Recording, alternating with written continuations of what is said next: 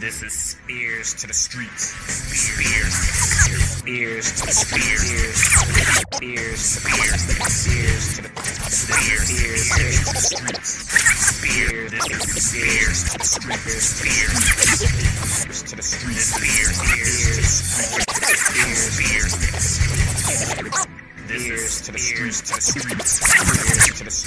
spEarz to the streets.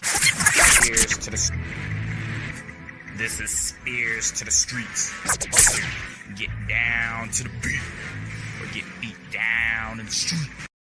Despite showing up to MSG adorned in black gold, Sol Ruca was not able to earn back the North American title from the clutches of Blake Monroe, thanks again once more to a force outside herself. From the bell, Ruca was not operating at full strength, outfitted with a leg brace, but still Ruca was determined to put on a show, and she did not leave the crowd wanting as she constantly put Monroe on the floor. Monroe early on tried a single leg crab on Ruca's injured leg, but whenever she wasn't focused on Ruca's injury, Monroe failed to withstand Ruca's counters. Standing blow exchange, Ruca exceeded. Tilt-a-whirl attempt. Ruca was quick to get up and follow up with her own tilt-a-whirl, punctuated by a thunderous faceplant. The shoulder tackles that repeatedly knocked Monroe on her back were pulled from somewhere inhumanely deep. Not based from the feet like Cena's, but directly from the upper body. Fascinating since Ruca's most alluring feature is her height, not her gains. Outside the ring, the obligatory soul snatcher had the champ shouting expletives while the double clothesline laid out both women. But even with the injury, Ruca appeared to be stronger and quicker to her feet than the champ. So it was only a matter of time before Monroe went to Charlotte Flair playbook, who unironically was responsible for Ruca's injury during their participation weeks ago in a fateful tag championship matchup. Put forearm to the back of the knee, threw Ruca's cast onto the ramp to the Jumbotron, and locked in the leg submission. In comes Zarya, responsible for losing Ruca's North American title to Monroe in the first place. The slower half of Za Ruca overstepped her valet duties and played manager, clamoring for a white towel from the production team sitting ringside just to throw the match for Ruca, leading to Ruca losing her redemption match in one of the biggest arenas in the world. When has a valet ever had the powers to throw matches for a contender? When has a valet ever been able to fight in the steed for a champion? I understand building heat between Za Ruca, but bending the rules like this for Zarya to continue to cost Ruca week after week is embarrassing at this point. And this was a woman who weeks ago was a young double champ with a bright future ahead of her. It would have been better if Ruca would have just went on sick leave after she got injured on SmackDown. This storyline of having Ruca get sabotaged by Zarya repeatedly is making Ruca look stupid, and I don't think her intelligence should be compromised just because she dared to surpass Flair's stats without nepotism. Now, I don't want to see Za Ruca in the same ring together after Deadline, not even in different corners.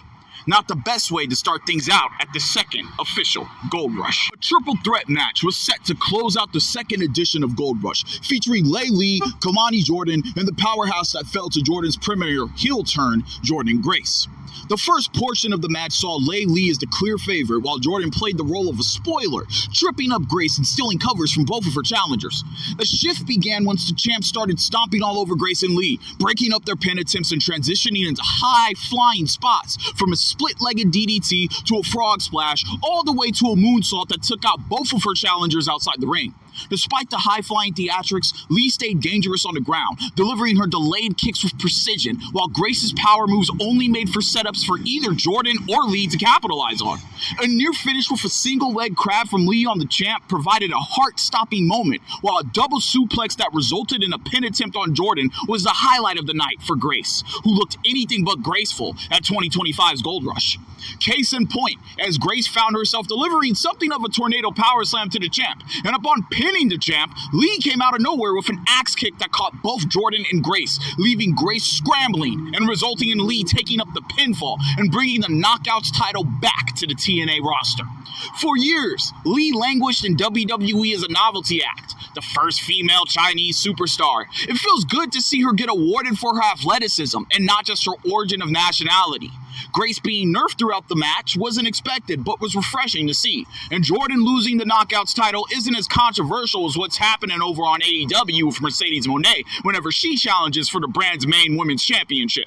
This run featured Jordan going one-on-one with Indy Hartwell and Jordan Grace, women who unscripted could probably squash Jordan like a bug, but thanks to the magic of pro wrestling, audiences got to see Jordan break out successful. On top of that, Jordan became an official heel and now has a storyline lined up where she is a one-woman army against the NXT locker room, which could bode well for her to get a call-up, because it isn't like she doesn't already have an action figure. It was only a matter of time the Knockouts belt would stay around Jordan's waist anyways. Now is the time for Jordan to focus on the NXT Women's Championship before her inevitable draft to WWE's big leagues.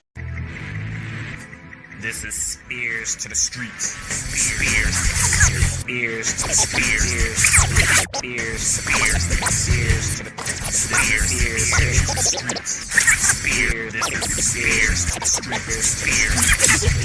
to the streets. Spears to the streets.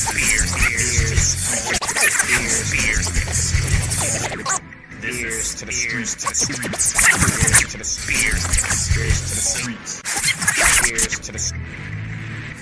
This is Spears to the streets.